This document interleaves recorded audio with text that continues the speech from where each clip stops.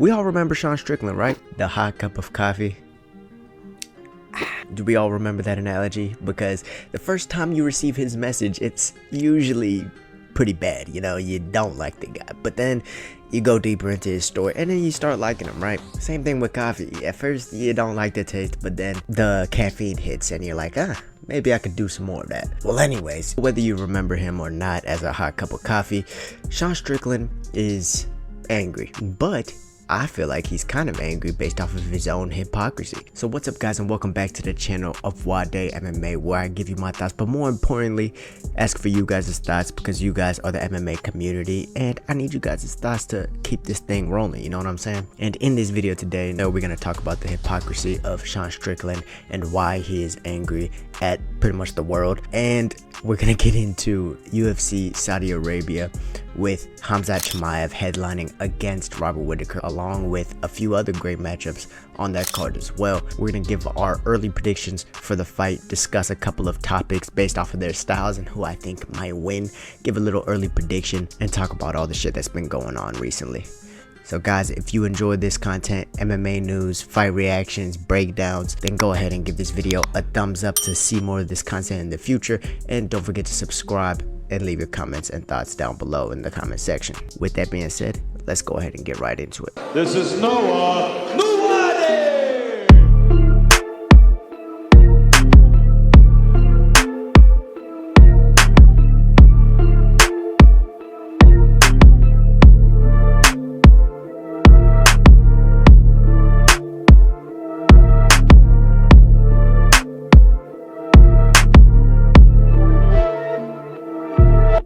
Alright guys, so first up, we got to talk about this Sean Strickland situation. Now, this dates back all the way to when Sean Strickland lost his belt to Dricus Du Plessis. Now, we all know it was a close fight. Yes, Sean Strickland, some people saw that he won. However, majority of people thought DDP won, and the judges thought DDP won. I thought DDP won, and unfortunately I feel like they made the right decision. However, Sean Strickland is not so adamant on that. Remember the days when Sean Strickland used to say that, oh, I don't care about the belt is just a shiny piece of whatever that doesn't mean anything other than he gets a whole bunch of money. And from him not caring about it, ever since he lost it, it seems like he's just been trying to get it back. So that's a little bit hypocritical, I feel like, from Sean Strickland. But at the end of the day, they are prize fighters. They should be trying to get the most amount of money. And unfortunately, you don't get big truckloads of cash unless you're the UFC world champion.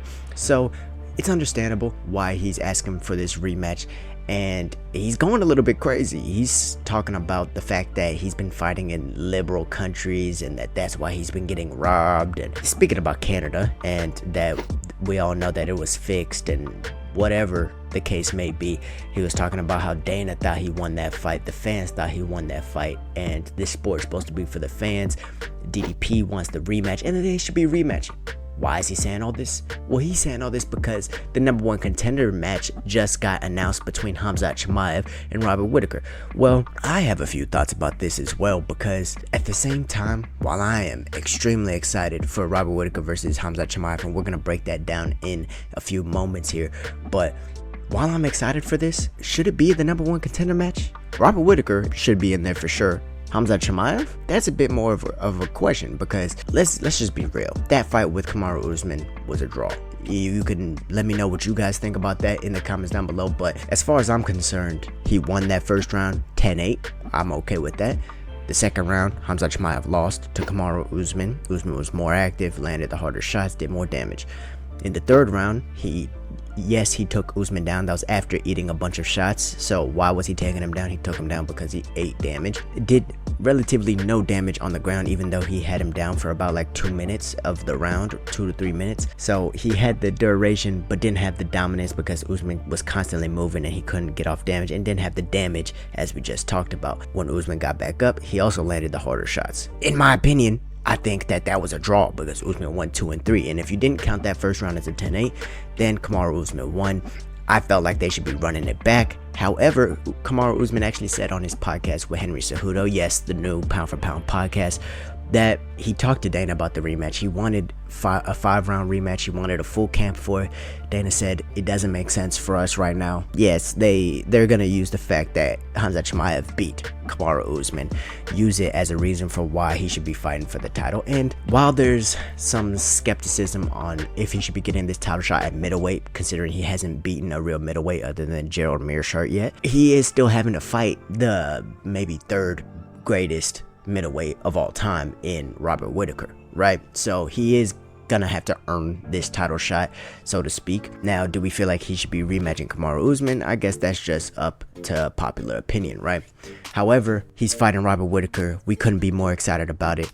But before I break that fight down, this is why Sean Strickland is angry. He thinks that this should not be a #1 contender fight because this kind of eliminates him from the title picture, from getting that immediate rematch with DDP. He's saying he deserves it because the fans and Dana thought he won, as well as the fact that Izzy shouldn't be getting an immediate fight for the title because he beat Izzy up, whatever. But the fact of the matter is that Izzy was a long-reigning champion. You barely had the belt for some time. UFC probably doesn't want Sean Strickland as champion given all the shit that he says, but it's good marketing. Yeah, and that Nasruddin Imavov just called Sean Strickland out. Now, this doesn't give Sean Strickland much of a choice, unfortunately. I feel like if Sean Strickland wants to get a quick road back to that title, he should fight Jared Cannonier. I've been saying that. Let me know what you guys think about that in the comments down below. But I also think that fighting a Nasruddin Imavov, giving him his chance to rectify that short notice fight in Paris, France, which is what Nasruddin Imavov is asking for. I wouldn't be opposed to that fight. That'd be a good fight. But Sean Strickland, let's just be real, he's not gonna take that, right? Unless the UFC pays him a lot of money. But what do you think about this Sean Strickland? Is he tripping, or should he be getting that rematch? What do you guys think about that? Another reason he's angry is because it's not just the #1 contender fight that he's angry about. He's also angry at the fact that Israel Adesanya versus Dricus Du Plessis is being looked at for UFC 305. And I'm so glad this is not going to happen in Africa, because what they were looking at was South Africa, and I think that'd be a disservice to a lot of, Africans. And we don't have to get political on this, but it's going to be taking place in Perth, Australia. That's the talks right now.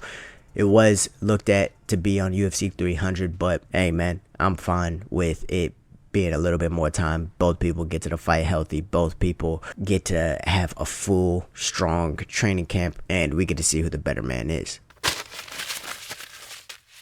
Now, moving on from that fight to UFC Saudi Arabia with Khamzat Chimaev versus Robert Whittaker. We talked about, is Khamzat Chimaev deserving of this #1 contender fight? Fuck all of that, all right? We had the fight, and this is a interesting matchup, because is Robert Whittaker a bad matchup for Khamzat Chimaev? I mean, if we think about it, Robert Whittaker has made his career off of defeating big wrestlers who have knockout power. Yoel Romero defeated him twice. Derek Brunson defeated him as well in brutal fashion. He beat Jacare Souza, who is a notorious grappler and judo practitioner. Kelvin Gastelum, another wrestler who has power in his hands. I mean, the guy Robert Whittaker has been fighting guys like this his whole career, and going against a guy in Khamzat Chimaev who is a little bit slow, even coming up from the welterweight division. A guy with as good of timing as Robert Whittaker could be a very bad matchup. I mean, Robert Whittaker's in and out movement, his renewed, rejuvenated motivation to become the best in the world once again, his side kicks to the knee, I feel like can all serve as a huge problem for Khamzat Chimaev, who, let's be honest, in his last fight, visibly slowed down. Now, yes, he had some torn ligaments in his hand after landing, I believe, what was a punch on Kamaru Usman. But, I mean, we've seen Robert Whittaker blow out his knee in a fight with Yoel Romero, go all 5 rounds at a brutally fast and hard pace, and still come out the victor. So as far as 5-round experience goes, as far as speed and timing and savviness goes, you have to give all the edges to Robert Whittaker. Now, Khamzat Chimaev, if he gets anyone down, can deal a whole lot of damage. And let's say he gets out of that first round clean, doesn't have any injuries, it can be a nightmare for a lot of people if you get out of that first round. Now, I think personally that we are going to have to see some improvements from Khamzat Chimaev and his style. Maybe a little bit more switch stances, a little bit more variety when striking, not just a big round kick, some big low kicks, and a 1-2, maybe an uppercut. Yeah, we're going to need to see some new combinations. I think people are kind of figuring out his style because, you know, he hasn't really fought very often. And since his fight with Gilbert Burns and Kevin Holland and all of them going into that fight against Kamaru Usman, we didn't see that much of a change in his style. Is he still getting better? Yes. Is he still improving?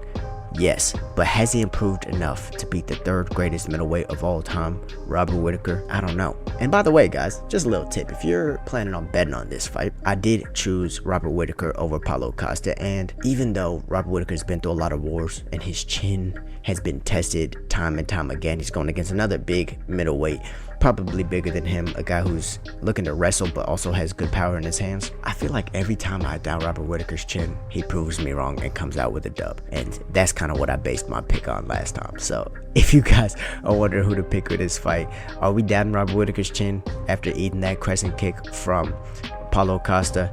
Or are we feeling like Robert Whittaker is new, rejuvenated, looking to get back to that title?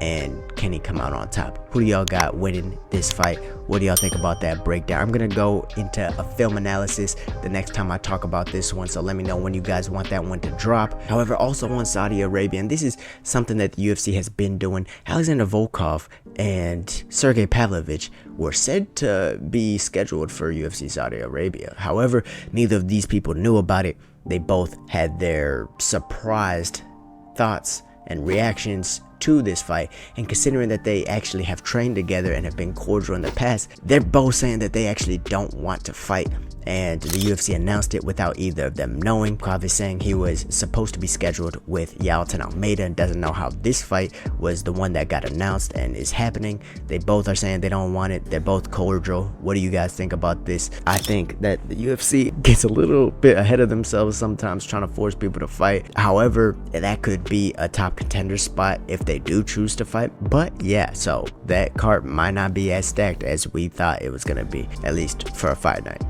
However, I will be covering UFC 300, coming out with a lot more breakdowns. If you haven't already seen my breakdown of Max Holloway versus Justin Gaethje, it is out now, and we're going to be dropping more film analysis and breakdowns in the next coming weeks. Comment down below on this video and on the video of the Max Holloway versus Justin Gaethje breakdown on your top 5 fights of UFC 300, and I'll get to breaking those ones down. But with that being said, thank you guys for watching. Thank you for tuning in, and I'll see you guys in the next one.